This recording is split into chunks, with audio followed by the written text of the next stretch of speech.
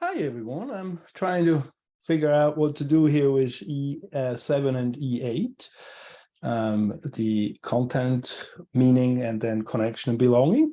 So what I've created is, let me share the screen here somewhere. What I have created is a couple of things. I have modified tools, tools to help you study. I've modified and I included there. So I want to help the students to study because I teach anatomy, and a lot of that is memorization and concepts of how physiology and how that concept stuff works. And so I want to give them a few tools to study those kind of things, or how to study those things. And so first I talk about my own learning challenges so that they actually can connect to me a little bit and think like, oh, I'm not quite alone here.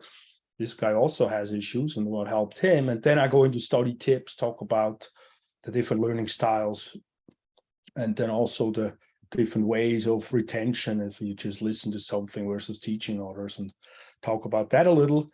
And then I have a TED talk from Ken Robinson. I really like him, about creativity.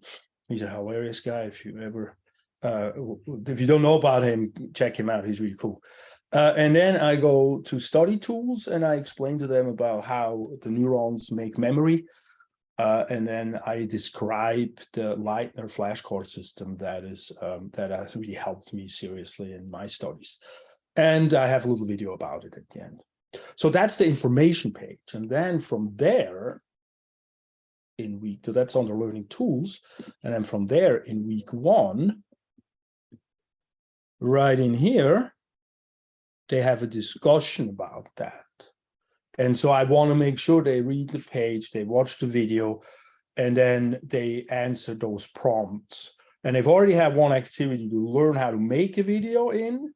And now here they can do again a video, a writing in the discussion, or they can also do an audio if they want, of course. And so they discuss these prompts and then they talk to each other about it in a discussion forum. All right. That's what I have done for that. So if I look at sort of my prompts here, is the content helping to benefit the student's life? Yeah, I think it will be very helpful to have good study skills, give the opportunity for the student to own mastery.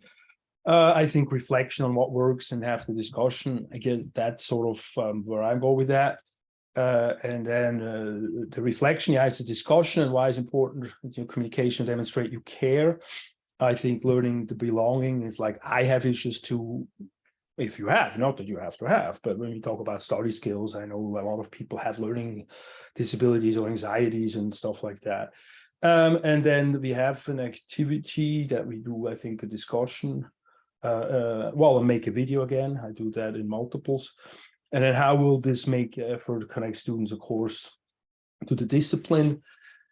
In this activity, that may be a little challenge, except if we want to study science and biology, we have to know how to study. So in that respect, I think good study skills do also help with that.